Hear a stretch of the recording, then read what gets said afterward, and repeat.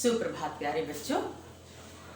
आज हिंदी विषय के अंतर्गत हम पाठ 1 कविता प्रकृति का संदेश पढ़ेंगे। इस कविता के रचयिता सोहनलाल द्विवेदी है। कविता को पढ़ने के पहले हम सोहनलाल द्विवेदी के बारे में जान लेते हैं।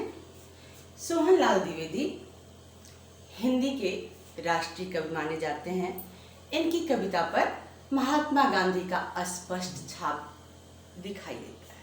उन्होंने महात्मा गांधी के बारे में बहुत ही भावपूर्ण कविताएं लिखी। इनका जन्म उत्तर प्रदेश में प्रतापगढ़ नामक जिले में हुआ था। इन्होंने बहुत सारी रचनाएं लिखी, कविताएं लिखी और उसमें अहिंसा और देश प्रेम से भरी वो सारी कविताएं थी। अब हम पाठ पे आते। पाठ का नाम है प्रकृति का संदेश। प्रस्तुत कविता में कवि सोहनलाल द्विवेदी जी प्रकृति के माध्यम से हमें संदेश लेने का संदेश देते हैं। वो बताते हैं प्रकृति प्रत्येक वस्तु जो हमारे आसपास है, वो चाहे हवा है, पानी है, आकाश, बादल, पर्वत, पहाड़, नदियाँ, फूल, चाहे वो जीवित वस्तु हो या निर्जीव, सजीव हो या निर्जीव, प्रत्येक जो वस्तु है प्रकृति वो हमें कुछ ना कुछ संदेश देती है। हमें अपने जो उनके अंदर गुण होता उस गुण के माध्यम से हमें वह संदेश देती हैं कि हमें ये सारी चीज़ें उनसे सीखनी चाहिए, उनसे जाननी चाहिए।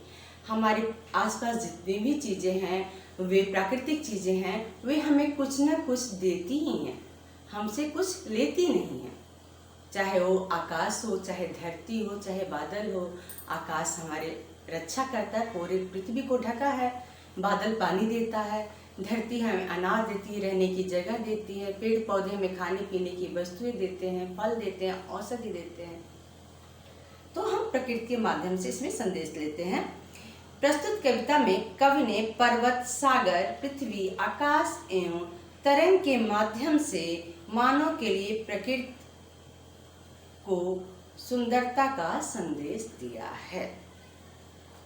कविता है, पर्वत कहता शीश उठाकर तुम भी ऊंचे बन जाओ, सागर कहता है लहराकर मन में गहराई लाओ, पृथ्वी कहती धैर्य न छोड़ो कितना भी हो सिर पर भार, नभ कहता है फैलो इतना ढक लो तुम सारा संसार, समझ रहे हो क्या कहती है, उठ उठ गिर गिर तरल तरंग, भर लो अपने मन में मीठी मीठी मृदुल उमंग। तो पहले हम 4 पंक्तियां पढ़ते हैं, उन 4 पंक्तियों का भावार्थ जानते हैं। पर्वत कहता शीश उठाकर तुम भी ऊंचे बन जाओ। इन 2 पंक्तियों में कवि कहते हैं कि पर्वत हमसे कहता है कि तुम भी शीश उठाकर तुम भी ऊंचे बन जाओ। किस तरह शीश उठाकर ऊंचे बन जाओ? जिस तरह पर्वत है जो हमेशा अडिग रहता है, अटल रहता है, अपनी जगह पे खड़ा रहता है, सम्मान के साथ सिर उठा के गर्व के साथ अपनी जगह पे खड़ा रहता है। चाहे कितना भी आंधी आए, तूफान आए, कुछ भी आए, वो अपनी जगह से हटता नहीं है। वो अपने कर्म के माध्यम से, वो अपने अडिगता के माध्यम से हमें सिर ऊंचा करके जीना सिखाता है। हमें भी उससे सीखना चाहिए कि हमें अपने अच्छे कर्मों के माध्यम से, अच्छे विचारों के माध्यम से, अपने सहृदयता के माध्यम से, दूसरों की सेवा भाव रखने के माध्यम से, जिस तरह पर्वत पे ढेर सारी वनस्पतियाँ होती हैं, फूल होते हैं, पौधे होते हैं, औषधि गुण वाले पौधे होते हैं, ढेरों संपदा होती है, वो अपने सारी चीज़ें विशाल हृदय के माध्यम से अपनी सारी चीज़ें इस मानव संसार के लिए, मानव जगत के लिए वो दे देता है। उसी तरह हमें भी अपने अच्छे कर्मों के माध्यम से, अपनी बुद्धि के माध्यम से, अपने अच्छे व्यवहार के माध्यम से, अपना विशाल हृदय रखते हुए इस संसार के लिए सब कुछ करना चाहिए और अच्छे कर्म करके अपना सिर ऊपर करके गर्व के साथ हमें जीना चाहिए। ये हमें पर्व सिखाता है। सागर कहता है लहराकर मन में गहराई लाओ। सागर क्या कहता है लहरा के? उसमें जो पानी होते हैं सागर के, ऊंचे नीचे पानी तरंगे लहरती रहती हैं, वो लहरा कर हमें क्या कहता है? मन में गहराई लाओ। जिस तरह विशाल सागर बहुत गहरा है, उसके अंदर बहुत सारी संपत्तियां हैं, संपदा है, उसका नाम रत्नाकर है, उसके अंदर वो रत्न से भरे हुआ है, लेकिन उसके अंदर उथलापन नहीं है, छिछलापन नहीं है। वो अपने आप पे घमंड नहीं करता है कि मेरे पास तो इतनी सारी चीज़ें हैं, और मुझे वो गर्वित इस बात पे घमंड नहीं करता है। वो जिसके पास जितना ही ज्ञान होता है वो उतना ही अच्छे हृदय वाला होता है, उसके अंदर उतना ही घमंड नहीं होता है, वो ठहरा हुआ होता है। जिस तरह छोटी छोटी नदियाँ होती हैं, उसमें थोड़ा सा ही पानी भर जाता है तो क्या होता है? उसमें बाढ़ आ जाती है, फैल जाती है, लेकिन पूरे विश्व की हजारों हजार नदियाँ समुद्र में आकर गिरती हैं। हर रोज उसमें कितना भी पानी गिरता है, लेकिन समुद्र के अंदर वो सारा समाहित हो जाता है। समुद्र सब कुछ अपने अंदर समाहित कर लेता है, वो अपने किनारों को डुबोता नहीं है। तो जिस तरह समुद्र जो है अपने मन में गहराई रखकर अपने आप को दूसरों की सेवा भाव में लगा रहता है, वो भी कहता है, उसी तरह हम मनुष्य को संदेश देता है कि हमें इस दुनिया की इतने सारे ज्ञान भंडार हैं, इतनी सारी संपत्तियां हैं, ये सारी चीज़ें हमें अपने पास रखना चाहिए, करना चाहिए, लेकिन उसके ऊपर में घमंड नहीं करना चाहिए। मन में वो उसको दूसरों के लिए लगाना चाहिए। ये नहीं कि किसी के लिए हम दूसरा सब कुछ कर दें तो उसको दिखावा करना शुरू कर दें, दूसरों पे ये उपकार लादना शुरू कर दें। हमें मन में गहराई रखकर उसको स्थिरता के साथ रहना चाहिए और मानव सेवा में लगे रहना चाहिए। इस तरह हमने 4 पंक्तियों का अर्थ समझा। पर्वत कहता शीश उठाकर तुम भी ऊंचे बन जाओ, सागर कहता है लहराकर मन में गहराई लाओ। पर्वत कहता है कि आप मेरी तरह महान बनो, शीश उठाकर गर्व के साथ रहो और आप भी ऊंचे बन जाओ, महान बन जाओ। और सागर कहता है कि जैसे मेरे मन के अंदर गहराई है, ऐसे आप भी अपने मन के अंदर गहराई लाओ। आगे की पंक्तियां हैं, 4 पंक्तियां हैं। पृथ्वी कहती धैर्य न छोड़ो, कितना ही हो सिर पर भार, नभ कहता है फैलो इतना, ढक लो तुम सारा संसार। पृथ्वी क्या कहती है कि तुम धैर्य न छोड़ो। पृथ्वी किस तरह धैर्य नहीं छोड़ती? इस पृथ्वी पर बहुत सारे भार हैं। हम मनुष्यों का भार है, हम मनुष्यों के रहने वाले जगहों का भार है, फैक्ट्रियों का भार है, पर्वतों का भार है, नदियों का, यानी सारी कुछ जो भी प्रकृति पे उस धरती पर ही है। इतने सारे भार इस धरती पे है, लेकिन कभी वो धैर्य नहीं छोड़ती, कभी भी वो अधीर नहीं होती, वो धैर्यता के साथ रहती है। पृथ्वी हमें क्या देती है?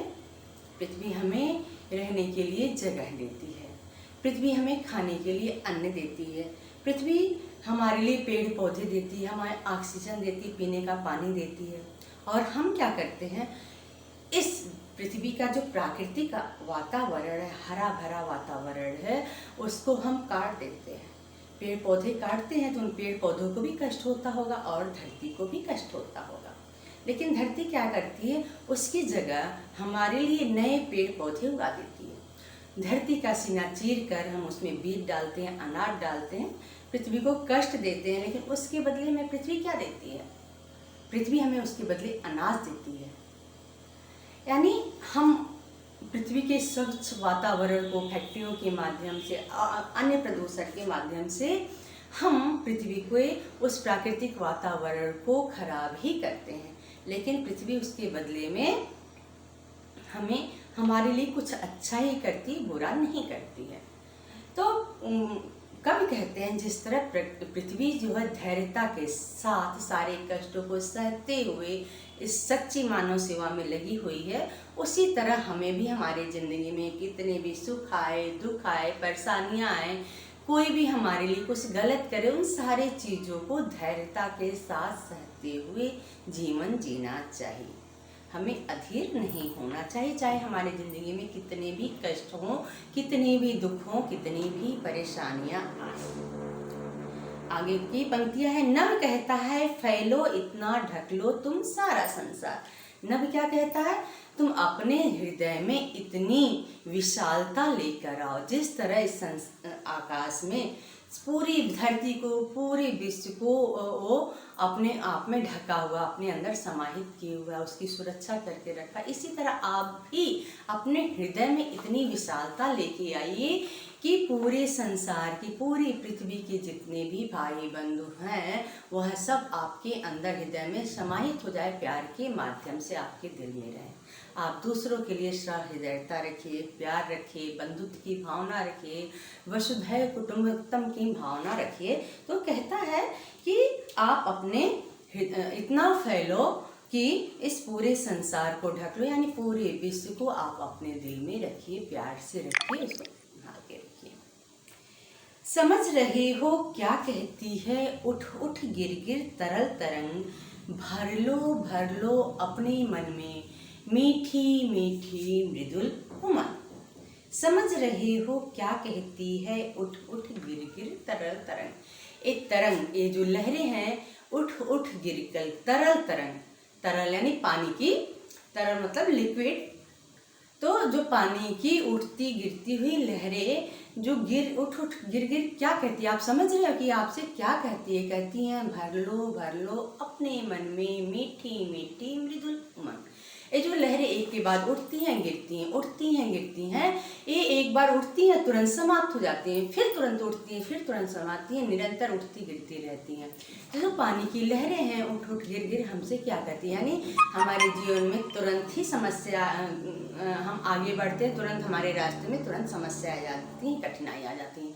लेकिन वो फिर लहरों की इस बात है, आप उठना है गिरना, उठना गिरना है, आपको उससे परेशान नहीं होता है। भर लो अपने मन में मीठी मीठी मृदुल उमंग। यानी आपके रास्ते में कितनी भी परेशानियां आए, कितनी भी कठिनाइयां आए, कितनी भी मुश्किलें आए, उससे आपको घबराना नहीं है, पैनिक नहीं होना, परेशान नहीं होना है। आपको अपने मन में अच्छे भाव रखने हैं, मीठी मृदुल उमंग। उमंग यानी जोश, अपने मन में अच्छे विचार रखने हैं, जोश के साथ फिर नए उत्साह के साथ आपको उठना है और फिर आगे बढ़ना है। जिस तरह आज पूरे विश्व में कोविड के माध्यम से पूरा विश्व एक नई समस्या से जूझ रहा है, तो इन सारी चीज़ों से आपको घबराना नहीं है। इन सारी चीज़ों से आप जूझते हुए, लड़ते हुए आपको आगे बढ़ना है और इस समस्या पर आपको विजय प्राप्त करना है। इससे इस समस्या को दूर भगाना है। अगर आप इस समस्या से घबरा जाएंगे, आप बिल्कुल नर्वस हो जाएंगे, परेशान हो जाएंगे, तो फिर वो क्या होगा, आपके ऊपर हावी हो जाएगा और आपको वो हरा देगा। लेकिन आपको हारना नहीं है, आपको तो जीतना है। जिस तरह लहरें जो होती हैं नई नई परेशानी को झेलते हुए मन में उत्साह के साथ निरंतर गति बनाए रहती हैं, उसी तरह हमें भी गति बनाए रखना है। इस तरह हमने पाठ में आए जितने भी पंक्तियां उसका अर्थ समझा। पर्वत के माध्यम से हमने जाना कि हमें सिर गर्व के साथ सिर ऊंचा करके जीना है। सागर के माध्यम से हमने जाना कि मन में गहराई लाना है, पूरे विश्व को वसुधैव कुटुंबकम का आपके अंदर भाव रखते हुए मन में पूरे विश्व में प्यार फैलाना है। पृथ्वी के समान हमें धैर्य नहीं छोड़ना है, चाहे कितनी भी मुश्किलें हों। आकाश के समान हमें इतना फैलना है, इतना पूरे विश्व को ढक लेना है। और ये जो तरंगे जो उठ उठ गिर गिर हैं हमें बताती हैं कि हमें मुश्किलों से भी रुकना नहीं है, अपने मन में नए उत्साह, नए जोश के साथ निरंतर आगे बढ़ते रहना है, आगे बढ़ते ही रहना है। इस तरह पाठ में आए जो पंक्तियाँ थीं उसके माध्यम से हमने उसके अर्थ को समझा और प्रकृति से हम क्या संदेश ले सकते हैं इसको जाना। आप पाठ में आए पंक्तियों को अपनी कॉपी में लिखिएगा, नोटबुक में लिखिएगा और इसको याद करिएगा। धन्यवाद।